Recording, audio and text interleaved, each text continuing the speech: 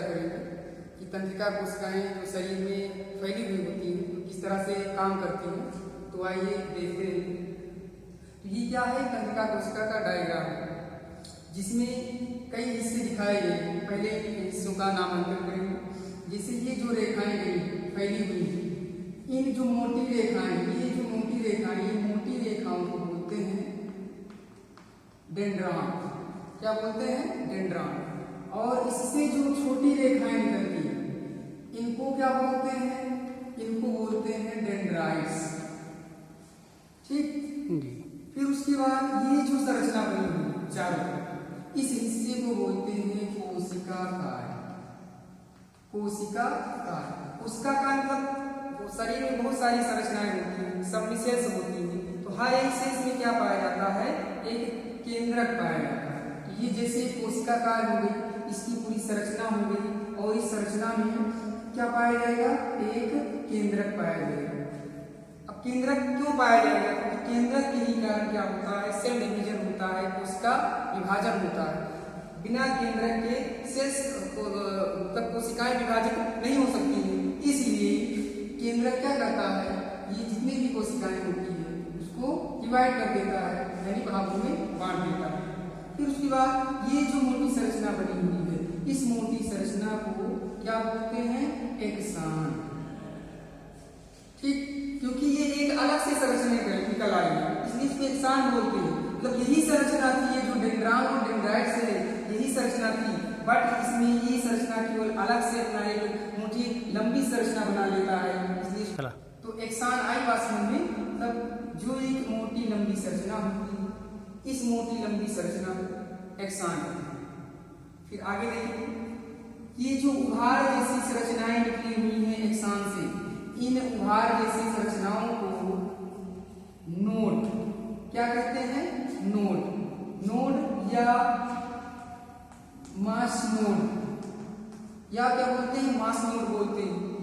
फिर वही संरचनाएं जो ऊपर ये संरचनाएं बनी हुई हैं, यही संरचनाएं पुनः यहीं से बनना प्रारंभ हो जाती हैं। इस तरह से पूरे शरीर में लाखों करोड़ों की संख्याएं में तंत्रिका कोशिकाएं फैली हुई हैं जो कि पूरे शरीर में संवेदना उत्पन्न करती हैं। फिर आगे देखेंगे इनका एक फंक्शन कार्य देखेंगे। अब देखेंगे जो ये डेंड्रॉन है, ये डेंड्रॉन क्या होता है? पूरे शरीर में फैला होता है। वहां से जो सूचनाएं हम मस्तिष्क के द्वारा ग्रहण करते हैं, उन सूचनाओं को ये डेंड्रॉन क्या करता है? कोशिकाकार में भेज देता है। फिर उसके बाद कोशिका क्या क्या करता है? उस सूचना को संजोए रखता है।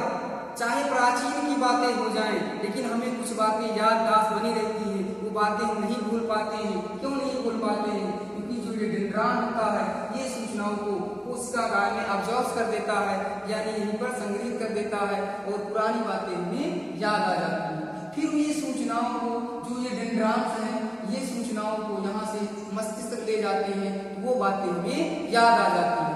इस तरह से मेन जो इसमें फंक्शन होगा वो कार्य मस्तिष्क तक जाएगा और मस्तिष्क से वो सूचनाएं हमारे तंत्रिका कोशिका को आएगा। इससे हमें आभास हो जाएगा ज्ञान का। फिर आगे देखेंगे जो ये केंद्रक है। अब केंद्रक क्या करता है? अगर दूसरी तंत्रिका कोशिकाओं का निर्माण होना है तो केंद्रक में क्या होगा? विभाजन होगा। मतलब इसमें समसूत्री विभाजन के कारण दो कोशिकाएं बनेगी, फिर 2 से 4। इस तरह से तंत्रिका कोशिका क्या होता है? पूरे शरीर में बनता हुआ चला जाता है। फिर आगे देखते हैं इसमें जो ये एक्सान होता है, ये एक्सान सीधा कांटेक्ट इसका कहां से होता है? सीधा एक मस्तिष्क तक फैला होता है। ये जो लंबी संरचना होती है ये मस्तिष्क तक सूचनाओं को ले जाने में बहुत मदद करता है और यहीं से सूचनाएं दूसरी तंत्रिका कोशिका में चली जाती हैं, दूसरी से तीसरी तंत्रिका कोशिका में चली जाती है।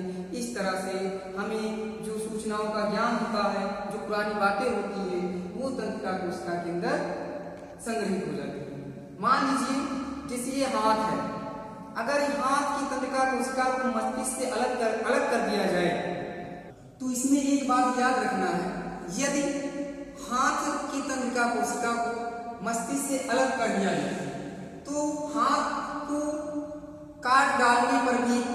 दर्द महसूस नहीं होगा, क्योंकि मस्तिष्क से तंत्रिका कोशिकाएं नष्ट हो चुकी हैं। क्योंकि हाथ से जो जाने वाली सूचनाएं हैं, तंत्रिका कोशिका के द्वारा जो मस्तिष्क तक सूचनाएं जाएंगी, वो तंत्रिका कोशिका के नष्ट हो जाने से सूचना मस्तिष्क नहीं जाएगी, इसलिए आपको हाथ कटने का या दर्द होने का आभास नहीं होगा। ठीक है, तो ये थोड़ा सा टॉपिक रहा तंत्रिका कोशिका पर। ठीक है, उसके बाद अगले क्लास में देखेंगे।